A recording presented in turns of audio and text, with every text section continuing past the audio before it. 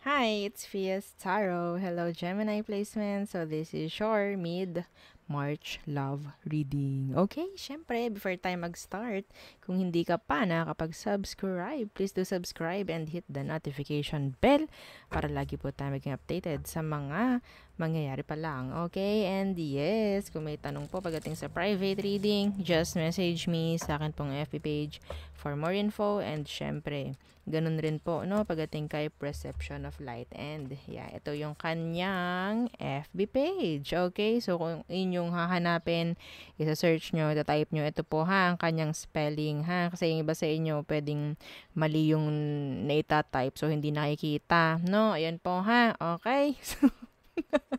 Oo. Okay.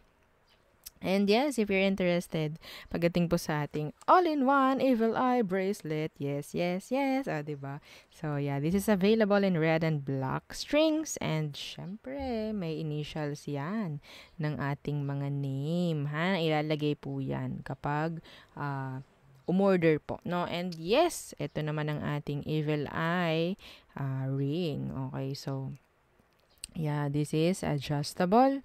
So, yan po ha sa mga nagtatanong. And yeah, ito naman ang ating okay, Evil Eye necklace. So, ito siya. Ayaw niya magpakita. Why? O, diba? Okay, so ito siya. Yan. So, ayaw niya mag-focus. I don't know. Ang pangat ng camera ko. Hindi siya nabibigyang justice. Diba? Yeah, anyway, ang ganda niyan sa personal, no? So, kung titingnan nyo. Okay, and yes, kasama. Kung ito is kasama, ang ganda. Oo, para silang tandem. O, diba? Tandem. Okay. So, yeah, yan ang ating mga Evil Eye items. And yes, kung meron pong mga tanong at mga, kung ano ba, oo, message lang po ha sa akin pong FB page for more information. Okay. So, bagay na bagay talaga ito at ito. Okay. So, let's start. Gemini.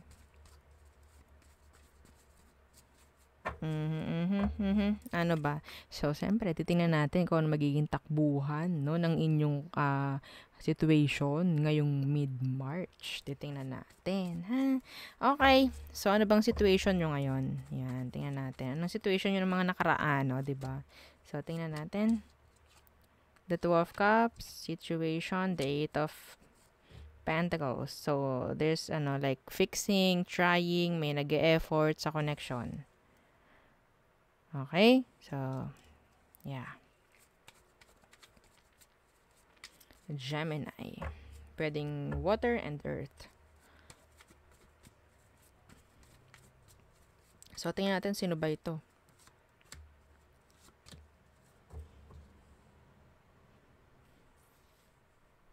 Okay, excuse me. Okay. The Wheel of Fortune in reversed. And the Judgment. Okay. So, I think maraming beses na kayo nagkaroon ng on and off ng taong ito. And maybe this time, di ba, mapapakanta tayo. May chance na pwedeng ipakita na nito yung pagiging responsible niya as a partner. Yeah. Judgment is here. The Wheel of Fortune is here in reversed. So, I think, if ever, meron kailangan gawa ng action pagdating sa connection. Okay? Pagdating sa sitwasyon ninyo, may kailangan umeffort, may kailangan mag-focus. Yes. Someone wants talaga na palagi na lang bumalik rin. Okay? Yun nga, pwedeng hindi natatapos ang cycle. Dahil wala namang nangyayaring pagbabago or changes. Or kung ano man, no? Pagdating sa sitwasyon. Tingnan natin, ha? Kung ano magiging takbuhan nga. Okay. Anong kalalabasan nito? Takbuhan, o, diba? Okay. Oops. The Five of Swords. Why? Oh, no. The Five of Wands. What? Changes. Yeah. Angel number 55. Isa pang 5. Yeah. Energy ito ng changes. Okay? So, kung hindi po bibigyan ng sabihin nating tsansa ng pagbabago sa connection, andyan pa rin yung conflict, andyan pa rin yung drama. Okay? So, yeah. The Ten of Swords is here. This is ending. So, kapag may ending, may nababago. Okay? So, some of you, meron ditong energy ng separation. Okay? So, nandyan pa rin yung drama, nandyan pa rin yung conflict. Yes. So, yun pala ang ibig sabihin kanina. So, sa situation, meron ditong kailangang pag-focusan. Ano ang dapat pag-focusan? Pasensya na, nabubulol ako. Anong dapat pag-focusan? Yung sitwasyon na hindi nag-grow at parang nakukulong na lang dyan sa cycle. Okay? So, some of you, pwedeng itong tao tayo sa Scorpio. Okay? So, cycle ang ibinibigay ng taong to. Wala pong pagbabago, ha? Pwedeng yun nga, balik-alis sa'yo tong taong to.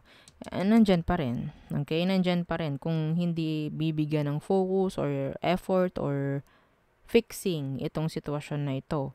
So, yeah, asahan nyo, nandyan pa rin yung drama, nandyan pa rin yung arguments, nandyan pa rin yung kung ano man, no, na dapat na mawala. Okay? So, ano ba ang outcome nyo? /advice for Gemini placements. Okay. The Ten of Wands. This is burden, no? So, yun nga, kung hindi nyo bibigyan ng pagkakataon, kailangan talagang pag-effortan to. Kailangan paghirapan rin. Hindi lang ikaw, both of you. Okay? Yeah. And the Five of Pentacles. Kung hindi, parang susuungin, no? Kung hindi, parang bibigyang effort, kung hindi paghihirapan, mapupunta na lang ito sa wala. Another 5. We have here tatlong 5. So, napakalaki ng pagsigaw ni universe regarding changes. So, hiningi ko yung isang 5 kanina. Kasi dalawa lang to kanina. So, itong dalawa. So, lumabas to. Para masabi nating 5, 5, 5. Hindi 2 na, ha? Okay. Okay. So, angel number 555 is energy of changes, energy of new beginning, 'di ba? So, yun po. Ang nakikita ko para sa inyo. Kailangan talagang pagsikapan ito. Kung hindi magkakaroon ng magiging magandang koordinasyon sa isa't isa, kooperasyon, walang mangyayari. Opo. Hindi kayo magiging tawag dyan, hindi kayo magiging align, no, sa magiging kagustuhan. Paano kayo magiging align kung hindi kayo nagkakaintindihan sa gusto nyong mangyari? Magkakagulo lang kayo, sa totoo lang. Okay? So, yeah. Kung walang magiging komunikasyon or walang pagkakasunduan or magiging sabihin nating pagkakaunawaan, walang ganito. Walang new beginning. Okay, the Ace of Pentacles. So, gets po.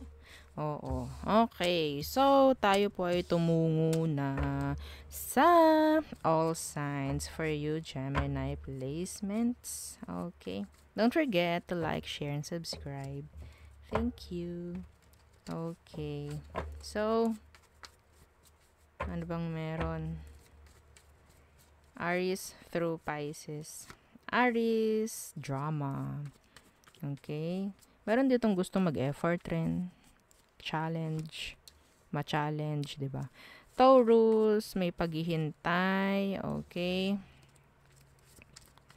Nandyan rin yung paglayo ng Taurus na ito. Gemini, endings. Okay, endings. Every time na may mga nag-e-end, may mga nagsisimula, and may kaakibat na pagbabago. Okay. So, Cancer. So, they're being self-centered sa ngayon. Okay. Leo, they want your attention.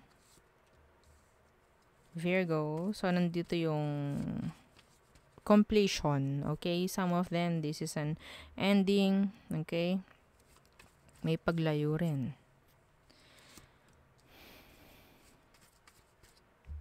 Libra, okay, so they're being silent, mysterious, secretive. Scorpio, okay, they want you. Okay, na-attract itong si Scorpio sa'yo, pero I don't know, parang hanggang dun lang. Okay. Sagittarius, they're afraid. Some of them, they're sad, confused. Okay. Capricorns, they want commitments. They want long-term relationship with you. Pangalan ito, Aquarius. Okay, so si Aqua, merong pagdedesisyon na mangyayari. May pagsagot, may pagbibigay ng sagot. So, Pisces, okay, some of them pwedeng nakakagawa ng hindi maganda. Some of them is may takot, ganyan, and iba sa kanila may galit. Ha? Okay, so I'm seeing energy of blaming. This Pisces is blaming you. I don't know why. Okay? So there, yun ang ating reading for you. Gemini placements. Again, don't forget to like, share, and subscribe, and follow our FB page. Thank you. Bye.